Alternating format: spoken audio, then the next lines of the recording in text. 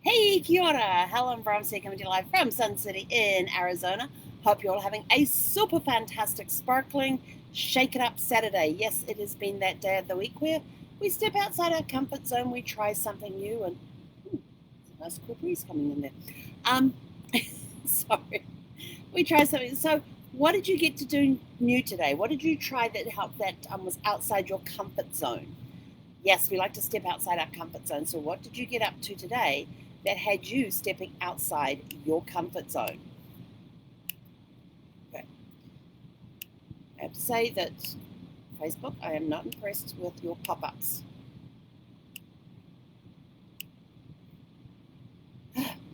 Sorry. I would leave them alone, but they come across the part of the screen that I keep an eye on so I can remember what I'm talking about. But anyway, so what did you get to do that was new today? What did you do that shook up your day that was something different to what you have done before? Something outside the norm. Maybe you're doing it now. Let us know in the comments below. We had a great day.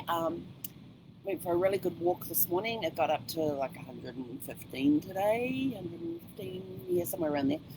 We did have to pull the awning in like early afternoon because the wind got up to those dangerous levels with the awning, so it was kind of a bummer, which meant it got a little hotter inside than it normally does because when the awning is out, when that sun's at its intensest.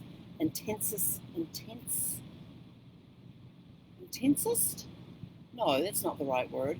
At its most intense of the day, that's when we want the shade on the side of the vehicle, but we couldn't have that today because of the wind. And so it did get a little warmer in here than normal, and I had all the curtains closed, blinds closed, everything else just to try and keep it as cool as possible in here.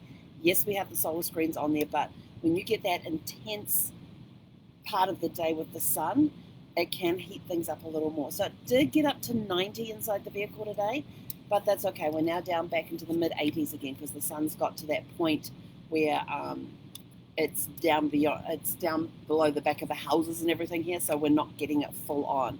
So we're about to head out for our evening WALK, and this is the time of the evening that we're actually heading out lately these days because even though it's still over 100 degrees out there right now, there is a breeze blowing. We're not walking in the sun.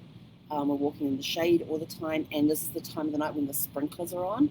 So as you're walking past those areas where the sprinklers are on, you're getting that nice cool mist of water from the sprinklers, which is actually kind of nice. I've got Zeffie this, she's over there with it on.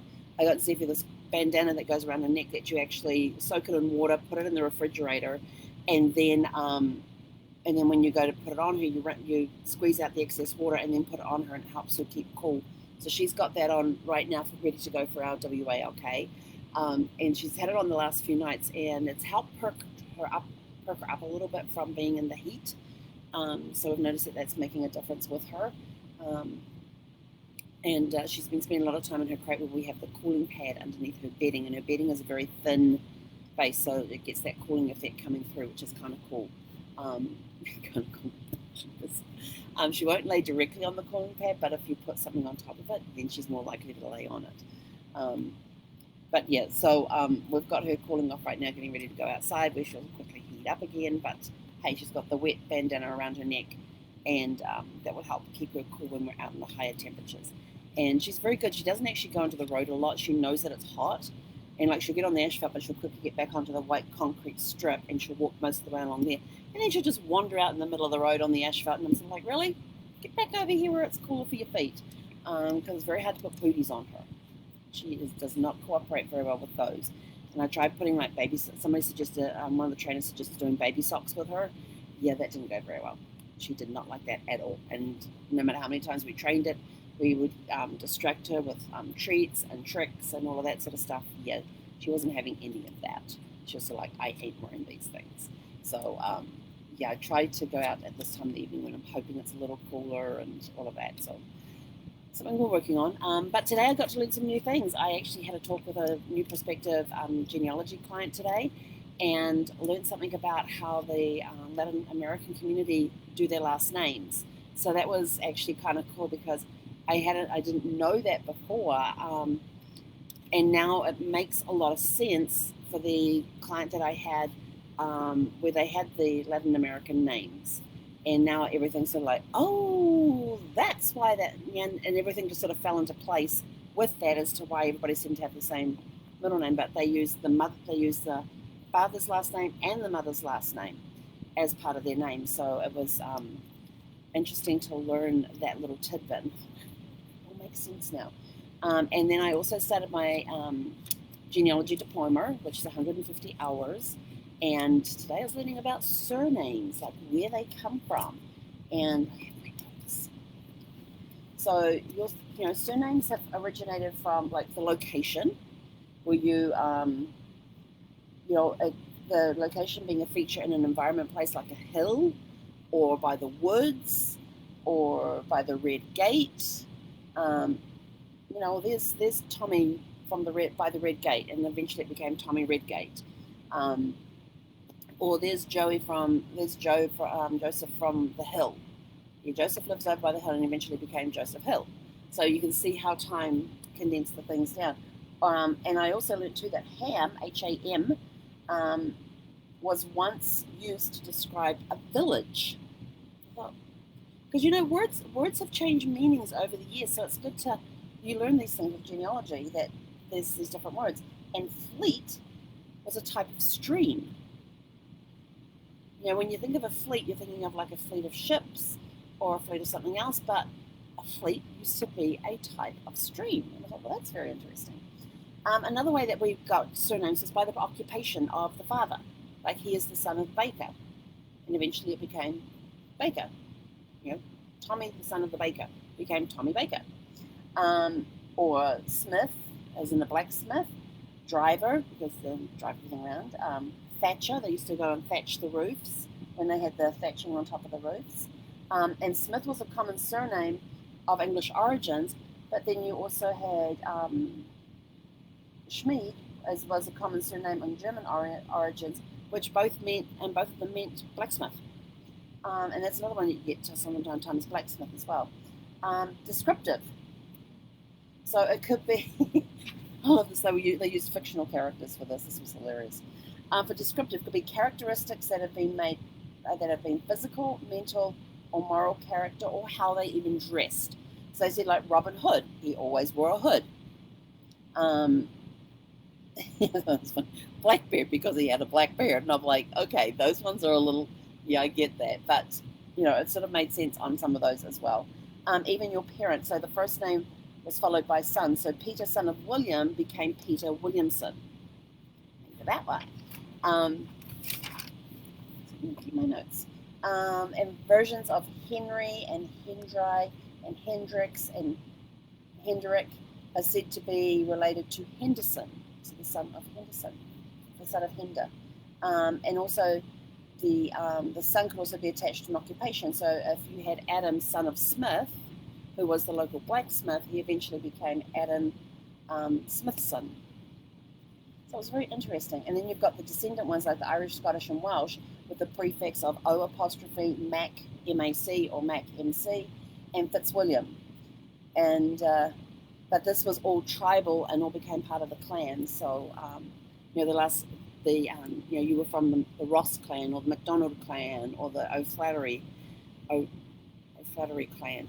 So it designated the clans that you were from, and eventually, instead of saying that you were from that particular clan, it got shortened down to whatever the name of the clan was. So MacDonald or Ross or Fraser or whatever. So it was very interesting learning all about surnames today and discovering the origins from them. So that was my lesson for today. So I'm still on Module 1, and Module 1's all about surnames. So there's like 3 or 4 different parts to this module, and it's all about surnames. But then sitting here got a little hot because this area in my RV basically has no air circulation. It's kind of like the dead corner of the RV when it comes to air circulation. And I was getting too hot, and I was just I sit at the table. So I just went off and just sat in the chair, watched some YouTube videos today, and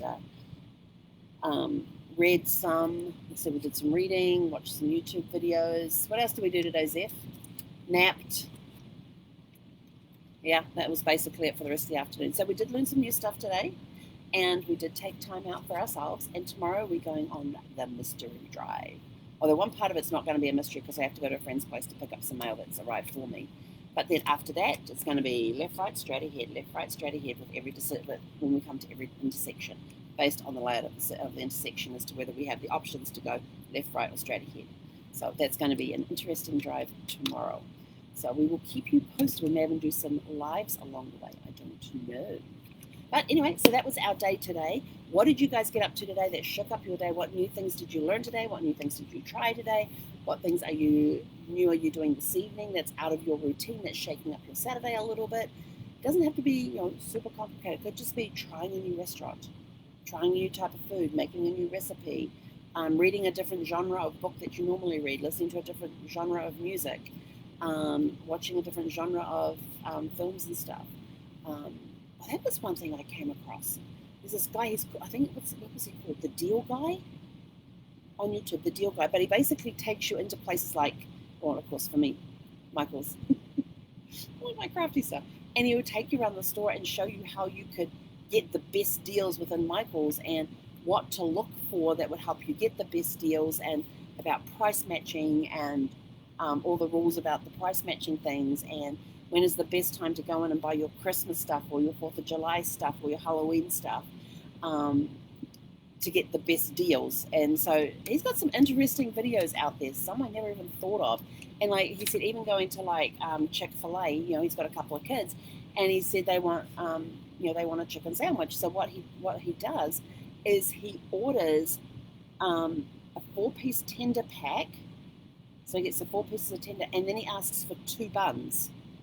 And he just takes the buns in, he puts 2 tenders into each bun and hands them to the kids, and they have their chicken sandwich. And it's cheaper than buying 2 chicken sandwiches. And I thought, well, that's a really cool little thing, cool little must-know thing. I thought I would have just skipped the bread and given them the chicken tenders, but whatever. So, he gives you all these sorts of different deals and stuff. And he came up with one, there was like, one of Burger King's burgers is like $7 for a burger with bacon on it or something. But if you go to the dollar menu, they had a bacon burger on there, not as big as the other one, but you could actually buy 2 of the dollar ones and get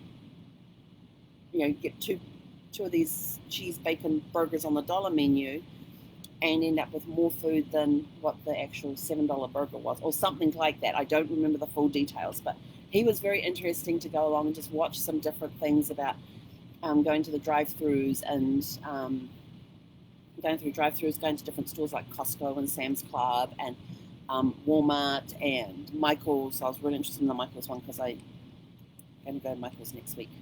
I've got to get my bead kit. I have to get a bead kit. Maybe I'll do it one night this week. I don't know. But I do have to do a bead kit because that's my fun activity this week is to learn to make a bead bracelet. So I have to get a bead kit. So I'm going to remember his tips and go see what I can find. And I have my 20% off coupon that gets you store-wide 20% off things. And you never go anywhere without your Michael's app. But yeah, it was interesting. So I got to learn stuff from him about getting different deals on different things. And, if you do this instead of this, you save yourself a lot of money. So it was very interesting. I think he's called The Deal Guy. But yeah, his stuff was kind of interesting to listen to. So anyway, that's it from us for today. We're off to take a WALK. Wish I could show you Zeffie right now. She's in her bed. She's got her front paws on the sides of her bed like this, and her head's in between, and she's looking out the front window. But she normally puts her paws like this, but she's got them spread out like this tonight. So anyway, let us know in the comments below what you did to shake up your day today. What new things did you try today?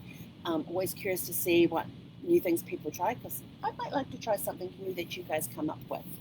So let us know in the comments below. If you're watching us on YouTube, please give us the thumbs up, subscribe, and get notifications on when we add new videos. Have a super fantastic, sparkling rest of your Shake It Up Saturday. Tune in tomorrow morning for Serenity Sunday, and it's Father's Day tomorrow, just as a reminder. It is Father's Day tomorrow. So tune in tomorrow morning for Serenity Sunday, and we will catch you guys later on. Hek Wanera.